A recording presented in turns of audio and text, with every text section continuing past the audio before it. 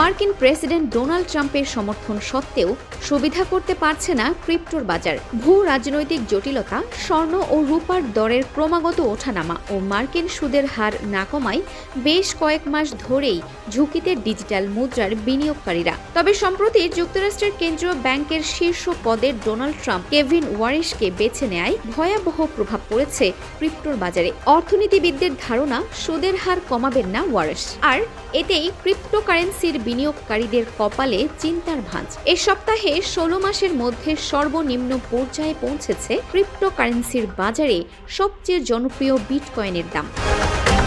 বর্তমানে 60,000 মার্কিন ডলারে মিলছে একটি বিটকয়েন, যা 2024 সালের পর সবচেয়ে কম। এতে করে এবছরের প্রথম 2 মাসেই বিটকয়েনের দাম কমেছে প্রায় 24%। কমেছে ইথেরিয়াম, বাইন্যান্স কয়েন, সোলানা সহ অন্যান্য ক্রিপ্টোর দামও। ক্রিপ্টোকারেন্সির পারফরমেন্স মূল্যায়নকারী প্রতিষ্ঠান কয়েনগেকোর তথ্য অনুযায়ী শুধু এক মাসেই ডিজিটাল মুদ্রার বাজার থেকে উধাও $1 ট্রিলিয়ন বেশি মূল্য। বিশেষজ্ঞরা ক্রিপ্টোর এই দরপতনকে উল্লেখ করেছেন ক্রিপ্টো উইন্টার নামে। এর আগে 2024 সালে ক্রিপ্টোকারেন্সি বিনিময় প্রতিষ্ঠান FTX এর আর্থিক জালিয়াতির দায়ে বড় দরপতন দেখে ডিজিটাল মুদ্রার বাজার। তবে বিশেষজ্ঞদের মত, খুব বেশি দীর্ঘস্থায়ী হবে না ক্রিপ্টোর মন্দাবস্থা। শিগগিরই ঘুরে দাঁড়াবে ডিজিটাল মুদ্রার এই বাজার।